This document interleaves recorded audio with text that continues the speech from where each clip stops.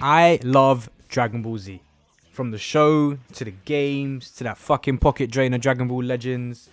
And I can remember some of my favourite times experiencing stuff from Super, watching TFS, and engaging in them adrenaline-fueled battles from Tenkaichi 2 with my younger brother. So you can imagine how someone like me was insanely hyped to see the release of Sparking Zero. I could remember the times where I used to come home from school on a Friday because I couldn't play during the week and get just ready to play Tenkaichi with me and my brothers. We used to invite the boys round on the flat, and it was generally one of the best and one of the most memorable experiences of my life when it came to gaming. So to see Sparking Zero being come back, I thought I was going to relive it. And then you can imagine the further disappointment and heart-wrenching gut feeling I've been having since Sparking Zero quote-unquote died. Now, I'm going to just disclaim this video by saying I still do love Sparking Zero. And while I'm very sad that it's going downhill, it's very easy to see why. And with this, here are 4 things I think need to be changed for the sequel to Sparking Zero, or if they want to save the game. Number 1, the story. Now, part of my nostalgia when it comes to the Dragon Ball Z Tenkaichi franchise was, annoyingly so, having to play through the entire story every single time. And yes, while after every 2 years having to replay the entire story did get annoying, it's been 16. Damn. And with this game and the Tenkaichi series being perhaps the favourite franchise series of the game, and the most hyped for game of the franchise, it seems, it should have been something that, while I would have been annoyed at if it was 2 years later, the fact that it's been 16, I was looking forward to it. Sparking Zero has had so many updates compared to Tenkaichi. The graphics look amazing, the animation charge-ups look fucking fantastic, but I don't get to experience a true Dragon Ball Z story in this game, which is the main reason I bought it. I want to experience Dragon Ball Z from the ground up all over again. It's one of the reasons I continue to buy the game. It's perhaps my favourite story in animation. I've resonated with it, seeing those special moments like Gohan changing into Super Saiyan 2, Vegeta's final goodbye, the Spirit Bomb against Majin Buu. These were the actual moments that I loved and wished, with the updated graphics, the updated combat system, the PS5's power, that I could have experienced all over again and not regretted a single bit. And unfortunately, we got given nothing. A lot of the story was plucked out, and we were given these unmemorable what-ifs that are uninteractable outside of the story. Yes, there was some cool moments, I'll give it up to that. Gohan Black was something that I've been thinking of as soon as I saw it in the series. So to actually see it in animation and in colour was something great. However, after that story, you don't know about Gohan Black. If you never picked up the story, you don't know about Gohan Black. There's no customization options, there's no outfits, there's no extended storyline on that what if. It is a very one-shot thing. But what I do remember is how unmemorable the rest of the story was. I don't truly remember playing the story because it didn't have the effect on me, because I didn't feel like I was playing Dragon Ball Z again. Yet, from Tenkaichi, I can remember surfing the menu for the story, picking the movie fights, having to unlock everything before I could even go forward. I can remember that so well and so vividly and so clearly because it took what I loved, the Dragon Ball Z story, and made it playable in my favourite game, the Tenkaichi series. And if they ever want to revive the game, that is something that I wish and hope they do bring back. Number 2, it doesn't feel as Dragon Ball. Now this one's a bit weird because when I was playing Dragon Ball Z Sparking Zero for the first time, I felt like I was playing Dragon Ball.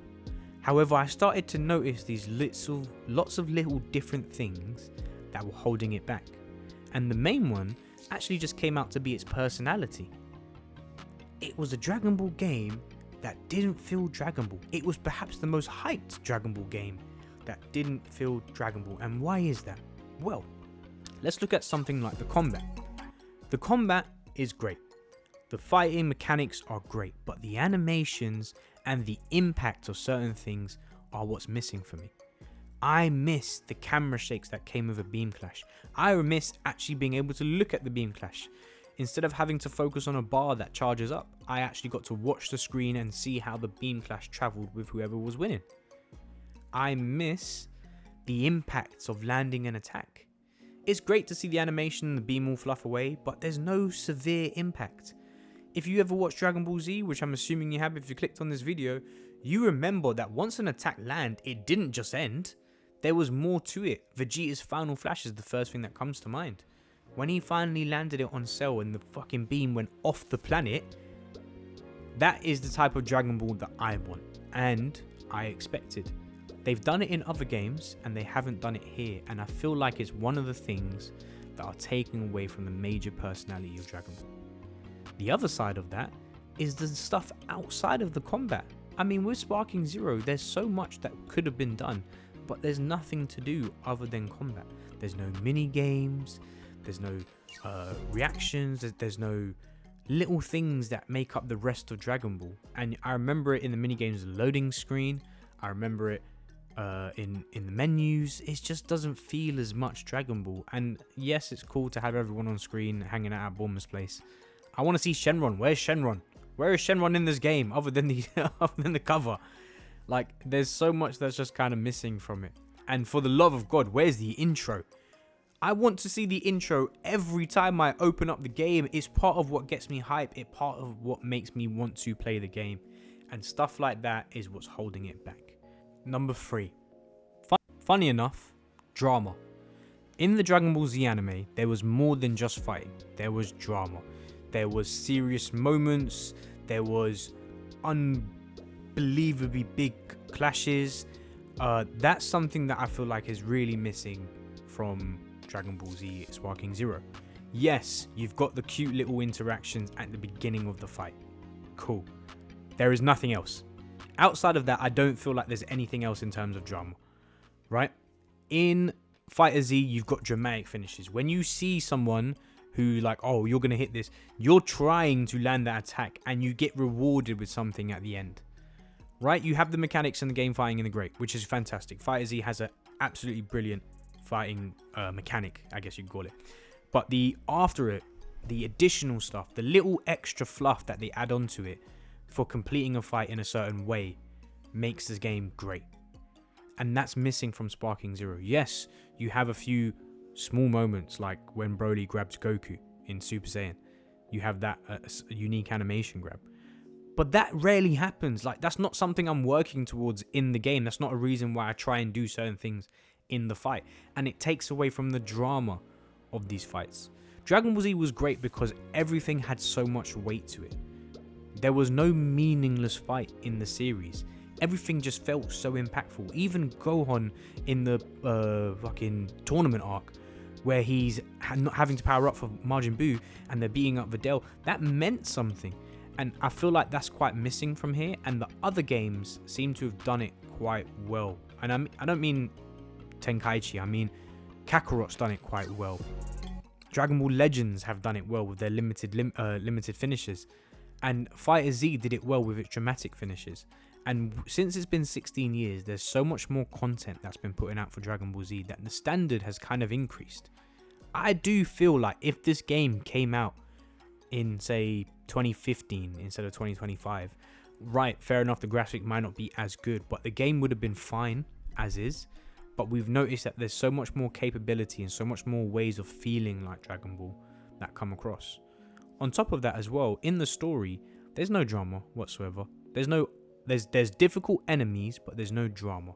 And what I mean by this is if I refer to Kakarot DLC, where you're playing as future Gohan and you have to fight against the androids in what is one of the most gut-wrenching fights I've done in the Dragon Ball series. I'm not going to lie.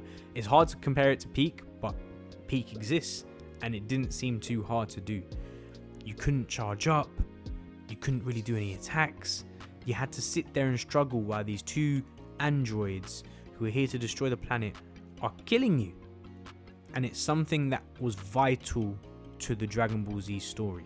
And it's something that they could have done in Tenkaichi. They've done it before with unbeatable fights.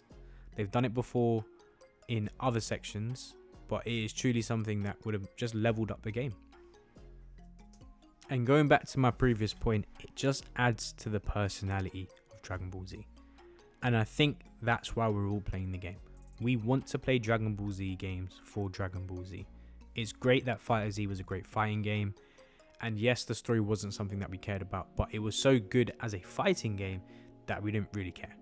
I don't remember playing the full story of Dragon Fighter Z. I did try because we had to unlock certain characters, but you get my point. And the final point, the biggest killer of Dragon Ball Z Sparking Zero is 100% ranked fighting. Ranked is a mess. There's no way of going around it. And the reason is because it's not designed for competitive play. It is a Dragon Ball Z Tenkaichi game mode with competitiveness just thrown in. It's not actually added in. It's just, oh, here's some ranks. Here's some ranks. Take them ranks. Take all the ranks. Take all the ranks. But it's not actually infused in the game.